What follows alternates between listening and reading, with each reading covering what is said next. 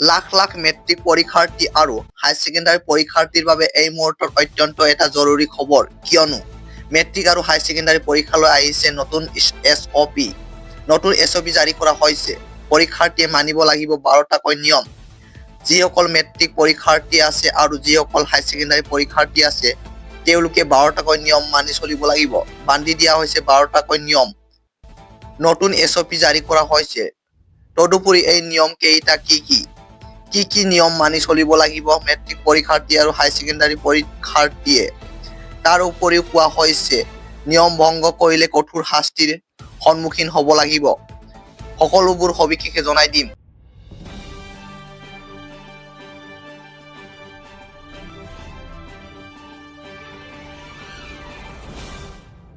ডাঙৰ খবৰ, এই মুহূৰ্তত মেট্ৰিক আৰু হাই ছেকেণ্ডাৰী পৰীক্ষাক লৈ আহি গ'ল নতুন SOP।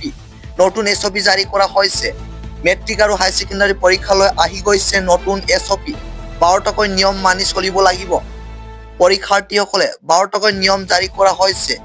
কি নিয়ম মানি চলিব লাগিব হাই ছেকেণ্ডাৰী আৰু মেট্ৰিক পৰীক্ষাৰ্থীসকলে? পৰীক্ষা হলটোৰ 100 মিটাৰ দূৰত্বলৈকে প্ৰৱেশ নিষেধ কৰা হৈছে। সাধাৰণ লোকৰ বাবে প্ৰৱেশ নিষেধ কৰা হৈছে। 200 মিটাৰ দূৰত্বলৈকে বজাব নোৱাৰিব লাউড স্পীকাৰত গান। লাউড স্পীকাৰত গান বজালে আপুনি বিপদত পৰিব।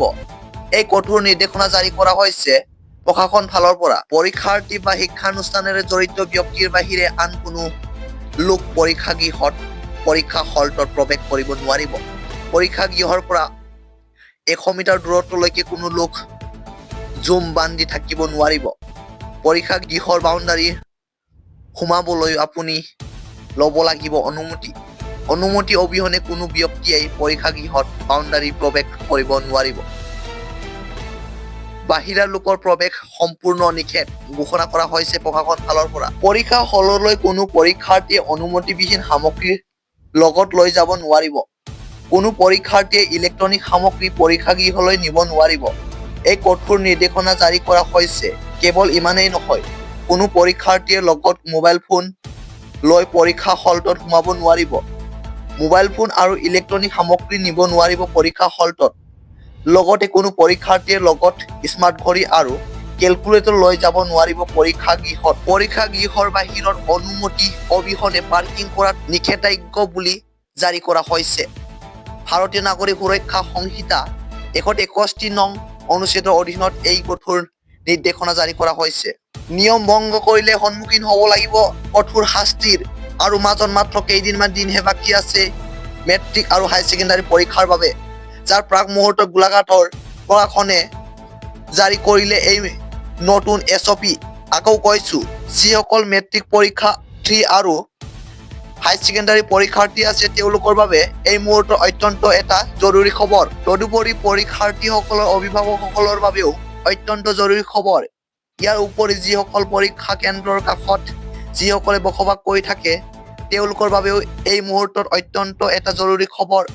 12টাকৈ কঠোৰ নিয়ম জাৰি কৰা হৈছে প্ৰশাসন ফালৰ পৰা। এটাও নিয়ম ভংগ কৰিব নোৱাৰিবা। এটা নিয়মো যদি ভংগ কৰা তেনেহলে কঠোৰ শাস্তিৰ সন্মুখীন হ'ব লাগিব। পৰীক্ষাৰ্থীৰ বাবে কেতবোৰ নতুন SOP জাৰি কৰা হৈছে। পৰীক্ষাৰ্থীসকলে পৰীক্ষা গৃহৰ ভিতৰত মোবাইল ফোন নিব নোৱাৰিব, কেলকুলেটৰ নিব নোৱাৰিব, স্মাৰ্ট ঘড়ী নিব নোৱাৰিব। কোনোৱে যদি ইলেক্ট্ৰনিক সামগ্ৰী লগত লৈ যাব নোৱাৰিব।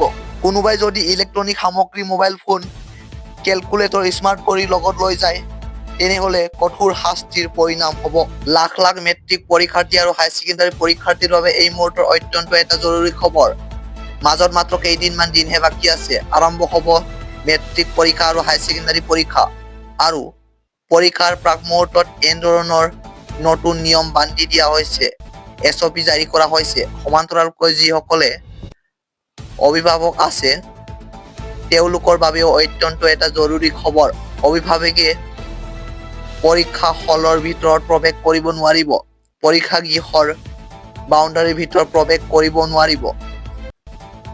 অনুমতি অবিহনে পৰীক্ষা গৃহৰ বাউণ্ডাৰীৰ কোনো পধ্যেই প্ৰৱেশ কৰিব নোৱাৰিব। প্ৰৱেশ কৰিলে শাস্তিৰ সন্মুখীন হ'ব লাগিব। তদুপৰি ওচৰ চুবুৰীয়া অৰ্থাৎ পৰীক্ষা গৃহৰ ওচৰত যিসকলে বসবাস কৰি আছে তেওঁলোকে লাউড স্পীকাৰত গান বজাব নোৱাৰিব। স্পষ্ট ৰূপত এই নিৰ্দেশনা জাৰি কৰা হৈছে।